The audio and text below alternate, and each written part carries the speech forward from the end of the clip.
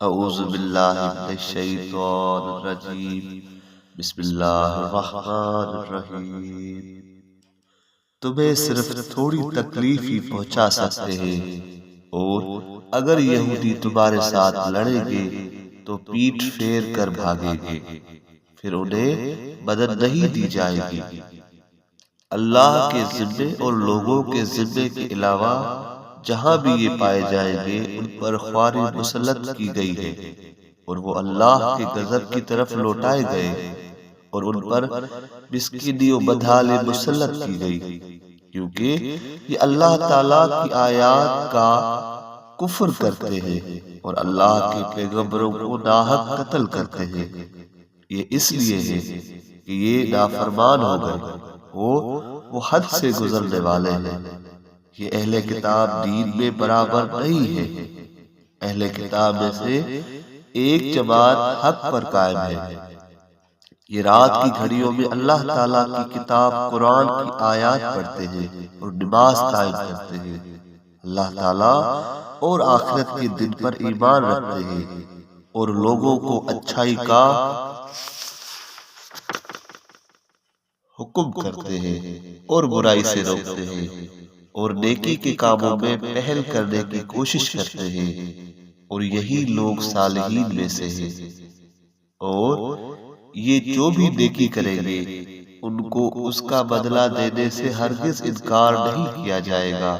اور اللہ پرہیزگاروں کو جاننے والا ہے۔ بے شک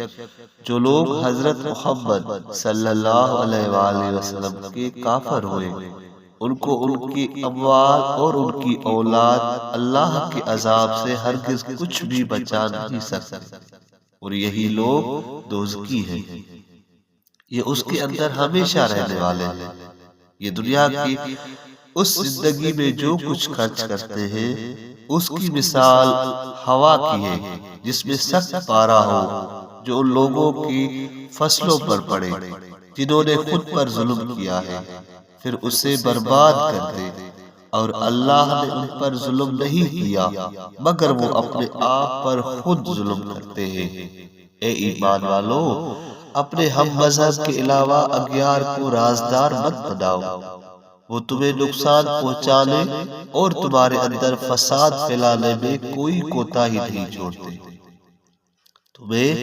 جو تکلیف پہنچتی ہے اس پر خوش ہوتے ہیں، بے شک ان کے منہ سے ان کی دشمنی ظاہر ہو چکی، اور ان کے سینے جو کچھ چھپاتے ہیں وہ اس سے بھی سخت زیادہ ہے جو یہ لوگ زبان سے ظاہر کرتے ہیں۔ بے شک ہم نے تمہارے لیے اپنی آیات روشن کر دی ہے، اگر تم عقل سے کام لیتے ہو۔ یہی لوگ ہیں جن کے ساتھ تم دوستی رکھتے ہو اور وہ تمہارے ساتھ دوستی نہیں رکھتے، اور تم اللہ کی مکمل کتاب پر ایمان رکھتے ہو، اور جب تمہارے ساتھ ملتے ہیں کہتے ہیں کہ ایمان لائے، اور جب الگ ہوتے ہیں تو غصے کی وجہ سے اپنی انگلیوں کو کاٹتے ہیں۔ کہہ دو کہ مارے اپنے غصے کی پھٹ مرو، بے شک اللہ سینوں کے رازداروں کو بھی جاننے والا ہے۔ اگر تمہیں کوئی نیکی پہنچتی ہے تو ان کو برا لگتا ہے، اور اگر تمہیں کوئی مصیبت پہنچتی ہے تو اس پر خوش ہوتے ہیں، اور اگر تم ان کی اذیتوں پر صبر کرو گے اور ان کے ساتھ میل جول رکھنے سے بچو گے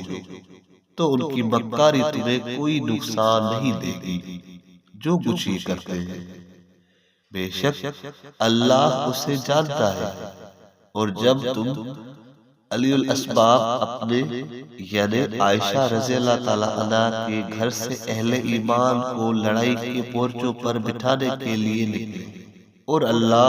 سننے والا جاننے والا ہے، جب تم میں سے دو گروہوں یعنی بنو حارثہ اور بنو سلمہ نے جنگ سے بدل ہو جانے کا ارادہ کیا، حالانکہ اللہ ان دونوں کا دوست تھا، ان کو واپسی کا سوچنا نہیں چاہیے تھا، اور اہل ایمان کو اللہ پر ہی بھروسہ کرنا چاہیے۔ صدق اللہ العظیم۔